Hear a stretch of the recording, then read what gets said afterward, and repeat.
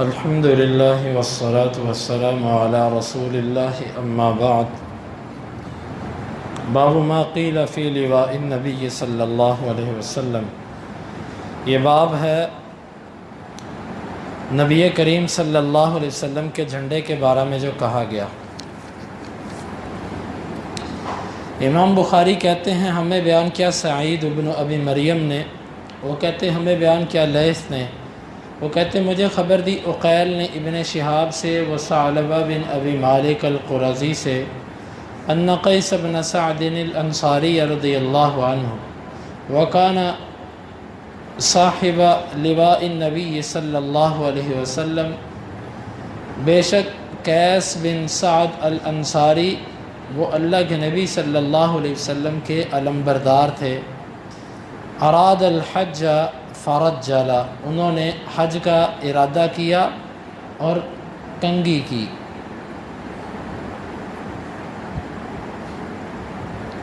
اس حدیث میں اور اس باب میں امام بخاری رحمہ اللہ یہ بتانا چاہتے ہیں کہ آپ صلی اللہ علیہ وسلم کا جھنڈا ہوا کرتا تھا۔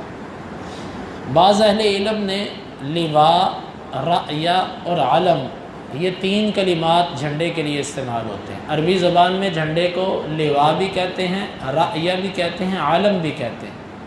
بعض اہل علم کہتے ہیں کہ ان میں فرق ہے۔ جب لواء کا لفظ بولا جائے گا تو اس سے مراد وہ ہوتا ہے کہ جس کو نیزے کے ساتھ باندھ کر لپیٹ دیا جائے۔ جنگ کے میدان میں عام طور پر یوں ہوتا تھا کہ نیزے کے ساتھ جھنڈا باندھ دیا جاتا اور اس کو ایسے لپیٹ دیا جاتا، لپیٹ کے یا تو یہ جھنڈا نیزے والا امیر کے ہاتھ میں ہوتا تھا، یا پھر امیر جس کو پکڑاتا اور وہ امیر کے ساتھ رہتا۔ اس جھنڈے کا مقصد یہ ہوتا تھا کہ ہمارا مرکز یہ ہے، کیونکہ جب جنگ ہوتی ایک دوسرے کی صفوں میں گھس جاتے تو بعض دفعہ اپنی جگہ پہچاننا مشکل ہوتا تھا کہ ہماری جگہ کون سی ہے۔ تو جب ہر طرف سے ایک یوں نیزہ بلند ہوتا، اس کے اوپر جھنڈا لپٹا ہوتا، تو ہر فریق کے لیے اپنی جگہ کو پہچاننا اور اپنے امیر کی جگہ کو جاننا بڑا آسان ہوتا تھا۔ اس کو کہتے ہیں لواء۔ اور رأیہ یا علم، یہ جس طرح آپ دیکھتے ہیں کہ یہ ہمارے 14 اگست پہ لوگ جھنڈا باندھ کر اس کو ایسے چھوڑ دیتے ہیں کہ وہ ہوا کے اندر لہلہاتا رہتا ہے، یہ جو قسم ہوتی ہے اس کے لیے لواء یا علم کا، رأیہ یا علم کا لفظ بولا جاتا ہے۔ تو یہ ترمذی وغیرہ نے یا بعض دیگر اہل علم نے اس میں یہ فرق کیا ہے۔ بہرحال اس حدیث میں یہ بتانا چاہتے ہیں کہ اللہ کے نبی صلی اللہ علیہ وسلم جس وقت نکلتے تھے جہاد کے لیے یا کسی بعض دفعہ سفر کے لیے تو آپ کے پاس جھنڈا ہوتا تھا۔ جھنڈے کے رنگ بھی مختلف آتے ہیں۔ عام طور پر جہاد کے میدان میں آپ نے جو جھنڈا استعمال کیا وہ سیاہ رنگ کا جھنڈا تھا، سیاہ رنگ کا جھنڈا، اور بعض روایات میں آتا ہے کہ اس کے اوپر لا الہ الا اللہ لکھا ہوا تھا، لیکن یہ روایت سند کے اعتبار سے ضعیف ہے۔ بہرحال آپ کا جنگ کے میدان میں عمومی طور پر جو جھنڈا تھا وہ سیاہ تھا، اور بعض دفعہ اس میں کوئی سفیدی بھی ہوتی تھی، اور عام طور پر جو آپ کا جھنڈا ہوتا تھا وہ سفید تھا، اور بعض اوقات میں زرد جھنڈے کا بھی ذکر آتا ہے۔ ابن حجر رحمہ اللہ فرماتے ہیں کہ تطبیق یہ ہے کہ آپ نے مختلف اوقات میں مختلف رنگوں کے جھنڈے استعمال کیے، لیکن غالب طور پر جو جہاد کے میدانوں میں استعمال کیا گیا وہ سیاہ رنگ کا جھنڈا تھا۔ اور یہ روایت جس میں آتا ہے کہ اس پہ لا الہ الا اللہ لکھا تھا، سند کے اعتبار سے اس میں کچھ کلام ہے۔ تو اللہ کے نبی صلی اللہ علیہ وسلم نے جن کو جھنڈا دیا تھا، آپ کا طریقہ یہ ہوتا تھا کہ ہر قبیلے کے سردار کو ایک جھنڈا دیتے تھے۔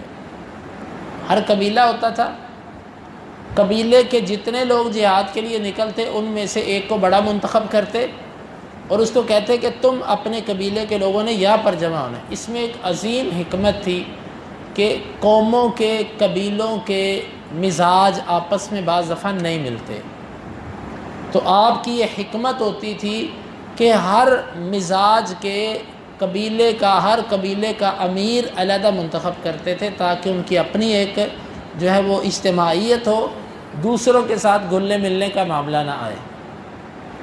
تو یہ جو قیس ہیں یہ سعد رضی اللہ عنہ، سعد بن عبادہ رضی اللہ عنہ کے بیٹے ہیں۔ تو سعد یہ خزرج کے سردار تھے، تو یہ ان کے بیٹے تھے قیس۔ اللہ کے نبی صلی اللہ علیہ وسلم ان کو علم دیا کرتے تھے، تو جب آپ نے حج کا ارادہ کیا تو ان کو علم دیا۔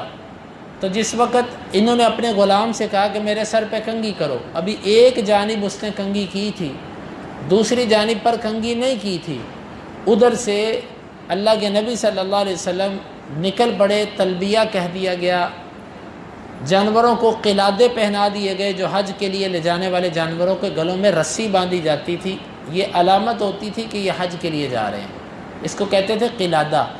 جانوروں کو قلادے باندھ دیے گئے، تلبیہ کہہ دیا گیا، اس کے سر کے ابھی ایک جانب پر کنگھی ہوئی تھی، دوسری جانب پر کنگھی باقی تھی۔ جیسے اس نے سنا وہیں پر ایک جانب پر کنگھی کی، دوسری جانب میں کنگھی بھی نہیں کی، کہ اللہ کے نبی صلی اللہ علیہ وسلم چل پڑے، اسی وقت چل پڑے۔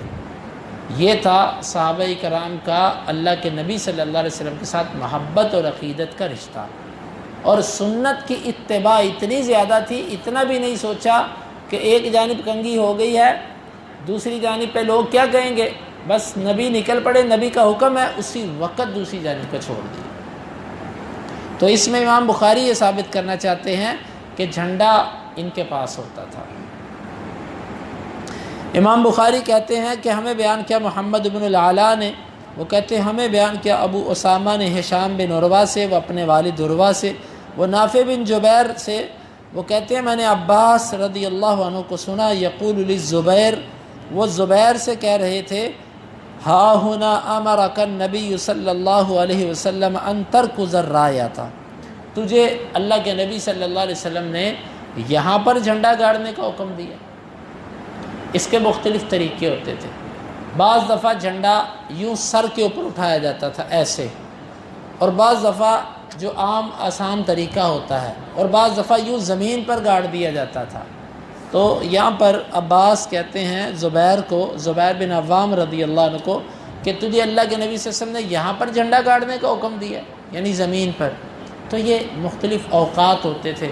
بہرحال یہ جھنڈا لے کر جانا علامت کے طور پر جنگوں میں یا اس کے علاوہ اسفار میں اللہ کے نبی صلی اللہ علیہ وسلم کا ایک طریقہ مبارک تھا۔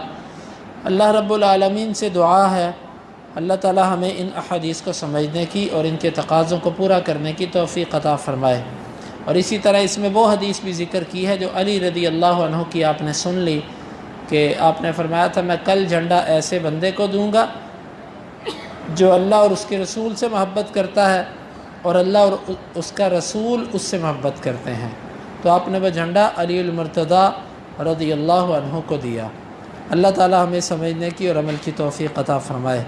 اللہم انفعنا بما علمتنا وعلمنا ما ينفعنا وزدنا علما وآخر دعوانا ان الحمد للہ رب العالمین۔ حدیث نمبر 2974 اور 76 75 پہلے